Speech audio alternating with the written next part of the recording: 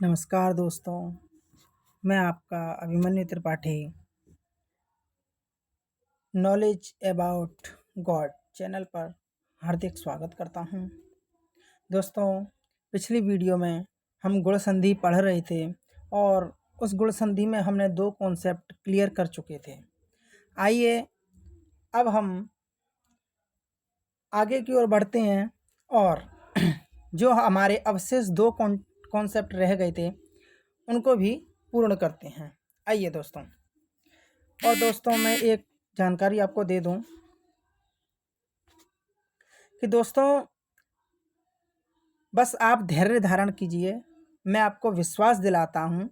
देखिए, मैं विश्वास ही दिला सकता हूं क्योंकि बस आप विश्वास करिए और मैं आपको यह विश्वास दिलाता हूं कि यदि आप मुझसे संस्कृत पढ़ कर के और किसी भी एग्ज़ाम हॉल में बैठेंगे तो मैं पूर्ण रूप से 99.9% जिस भी टॉपिक से क्वेश्चन आएगा वो आप हल कर जाएंगे।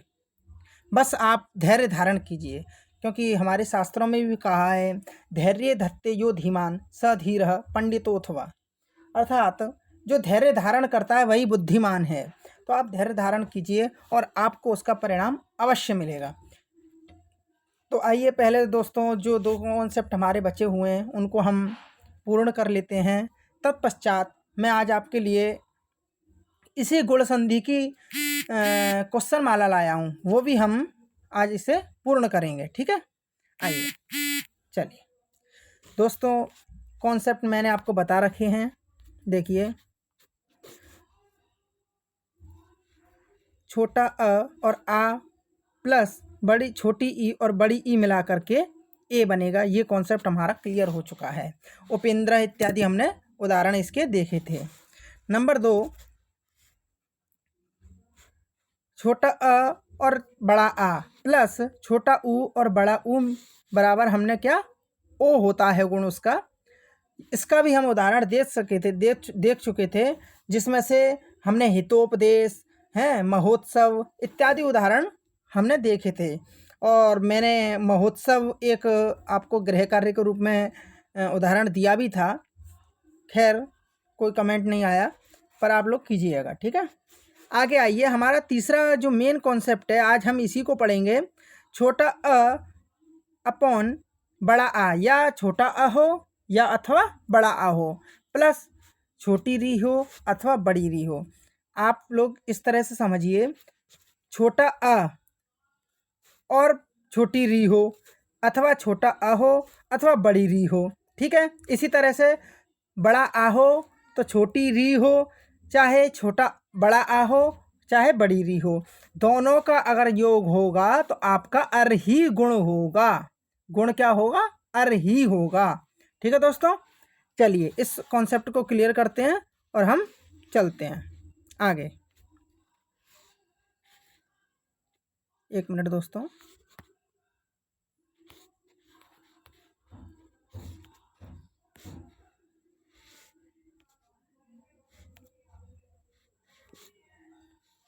जी दोस्तों, इस कॉन्सेप्ट को हम क्लियर करने के लिए कुछ मैं आपके लिए उदाहरण लाया हूँ। जैसे सबसे पहला उदाहरण आप दे सकते हैं महर्षि। पहला उदाहरण क्या है? महर्षि। ठीक है, अब जो महर्षि जो उदाहरण है मैं इसी पर समझा देता हूँ आपको। देखिए, महा है और प्लस ऋषि है। ठीक है,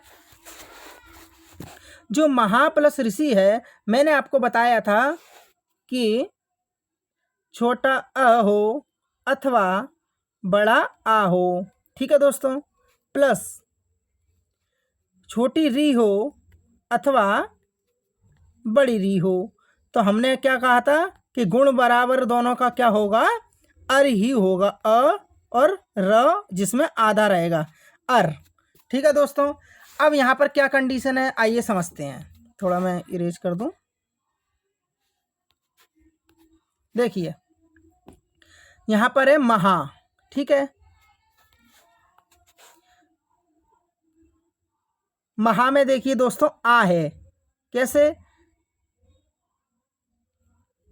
मह प्लस आ। ठीक है दोस्तों, हमें आ की जरूरत थी, हमें आ प्राप्त हो चुका है। प्लस अब हमें री की जरूरत है। तो देखिए ऋषि घटक जो री है आदि में यानी पूर्व में, पहले उसको हम ले लेंगे, री धन शी। ठीक है दोस्तों, समझ रहे हैं आप। अब देखिए आ भी मिल गया हमें और री भी मिल गया।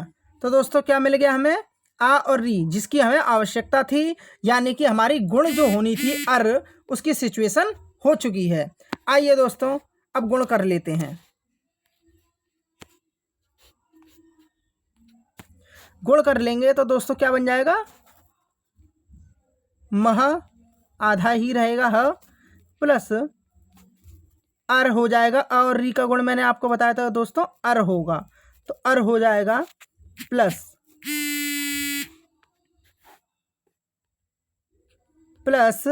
शी। ठीक है दोस्तों, ठीक है। अब हम क्या करेंगे, इनका वर्णों का सम्मेलन कर देंगे, यानी कि सभी वर्णों को मिला देंगे। देखिए दोस्तों क्या बनता है, म है, ह आधा था तो मैंने बताया था जो भी व्यंजन आधा रहेगा उसमें अच को मिला देंगे, तो ह अब पूरा हो जाएगा हमारा। ठीक है, और आधा र है और शी है, तो देखिए हमेशा आधा र, अब देखिए र जो हलंत है आधा है, उसके बाद क्या है, अच नहीं है, यानी कि स्वर नहीं है कोई। जब स्वर नहीं है तो हम क्या करेंगे, शी लिख करके र को क्या कर देंगे, ऊपर चढ़ा देंगे। एक न्याय होता है दोस्तों, जल तुम्बिका न्याय रेफस्य ऊर्ध्व गमनम।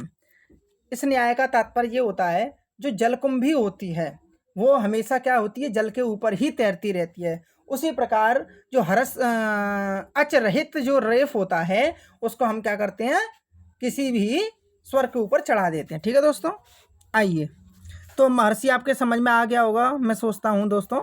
इसी तरह से देखिए दोस्तों, ग्रीष्म ऋतु, वर्ष ऋतु, वर्ष ऋतु, वसंत ऋतु, सप्तर्षि, हेमंत ऋतु, शीत ऋतु और वेदर्चः। ये 1 2 3 4 5 6 7, यह 7 उदाहरण आप लोग घर से गृह कार्य के रूप में लिख लेंगे, और कमेंट सेशन में यदि आप अध्ययन कर रहे हैं इस वीडियो से, तो आप जरूर करके और कमेंट में मुझे प्रेषित करेंगे। ठीक है दोस्तों, यह सभी उदाहरण आपको करने हैं, निश्चित ही करने हैं।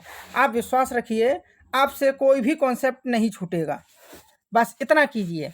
तो देखिए इसका पहले आप क्या उतारेंगे, स्क्रीनशॉट ले लेंगे ना।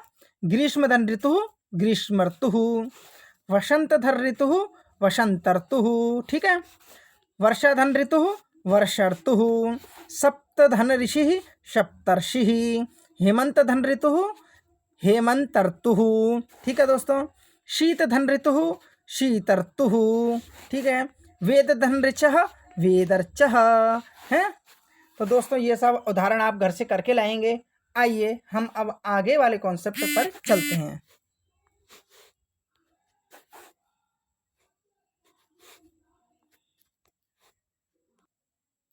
दोस्तों अब हम नेक्स्ट एंड लास्ट कॉन्सेप्ट पर आते हैं। यह कॉन्सेप्ट है अ प्लस री बराबर अल। दोस्तों मैं ये आपको बता दूं कि जो अ प्लस री वाला कॉन्सेप्ट है, यह कॉन्सेप्ट आपको बहुत ही कम एग्जाम में पूछा जाता है, और लेकिन कम पूछा जाने का तात्पर्य यह नहीं है कि आप इसको स्किप कर देंगे, आप जरूर देखिए। तो अ प्लस री बराबर अल, ये हमारा गुण होता है, अ और री को मिला करके अल बनता है। चलिए देखिए दोस्तों, इसका उदाहरण है हमारा तवलकार, तवलकारः। तो इसकी संधि विच्छेद क्या किया, तव धन लृकारः, तव धन लृकारः, अर्थात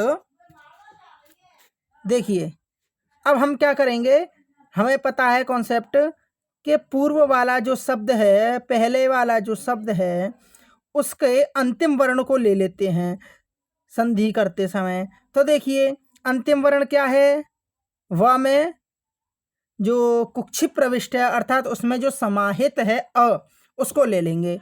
तो देखिए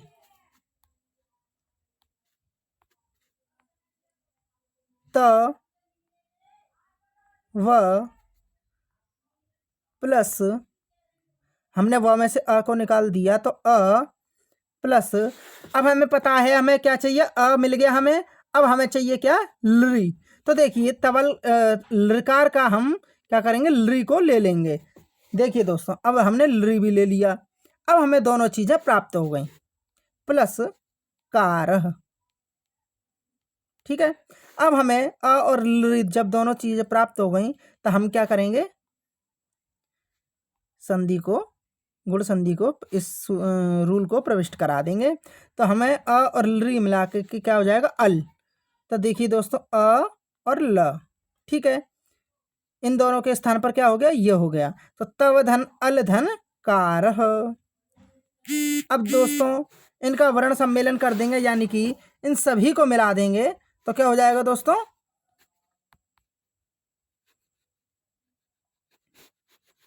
ऊपर लिख देता हूं मैं, देखिए त वह आधा है, मैंने बताया था कि जहां कहीं भी वह या व्यंजन वर्ण आधा हो तो उसमें क्या होता है, अच मिल जाता है, तो क्या हो जाएगा, वह पूरा हो जाएगा। ठीक है, अब ल भी आधा है तो अब ल से आगे हमारा कोई स्वर व्यंजन तो है नहीं, सॉरी स्वर तो है नहीं, तो हम क्या करेंगे, इसको आधा का आधा ही लिख देंगे, और कारः, तो हमारा बन गया तवल कारः। ठीक है दोस्तों, देखिए तवल कारः इति सिद्धम। इसी तरह से दोस्तों ममलकारः, द्वितीय उदाहरण है ममलकारः। मम धन लृकारः, क्या है, मम धन लृकारः। आपसे एग्जामिनर पूछ लेगा मम धन लृकारः में कौन सी संधि होगी, तो आप क्या कहेंगे, सबसे पहले देखेंगे म में अ है और लृ है, तो इधर तो गुण संधि वाला रूल प्रविष्ट हो रहा है, तो हम क्या करेंगे, गुण संधि टिक कर देंगे, तो हमारा आंसर सही हो जाएगा। देखिए दोस्तों मैं आपके लिए जो क्वेश्चन की सीरीज भी लाऊंगा, गुण संधि से रिलेटेड जितने भी क्वेश्चंस हैं मैं आपके लिए उपलब्ध कराऊंगा कल। ठीक है, और जो मैंने दीर्घ संधि की वीडियो डाली थी, दीर्घ संधि में जो भी आपको मैंने उदाहरण कराए थे वो सभी मैं आपको उसके भी क्वेश्चन आंसर्स कराऊंगा। आप बिल्कुल भी चिंता ना करें, अभी शुरुआत है, धैर्य धारण करें और आने वाला समय हमारा बहुत ही अच्छा होगा। ठीक है दोस्तों, तो ये ममल कार्य आपके लिए एक होमवर्क के रूप में, गृह कार्य के रूप में आपको करके लाना है। हाँ, गृह कार्य अवश्य करें, जिससे क्या होता है आपको भी फीडबैक मिलेगा और मुझे भी फीडबैक मिलेगा। ठीक है दोस्तों, क्योंकि ठीक है दोस्तों, आज की वीडियो यहीं समाप्त करते हैं और मैं कल आपके लिए पुनः अभिमन्यु श्रृंखला लेकर के उपस्थित होऊंगा। धन्यवाद दोस्तों, और हमारे साथ बने रहने के लिए सब्सक्राइब, लाइक एंड शेयर अपने दोस्तों को ज़्यादा से ज़्यादा ज़रूर बताएं, जिससे वो लोग भी सीख सकें। ठीक है दोस्तों, धन्यवाद। जय श्री कृष्णा, जय श्री राम।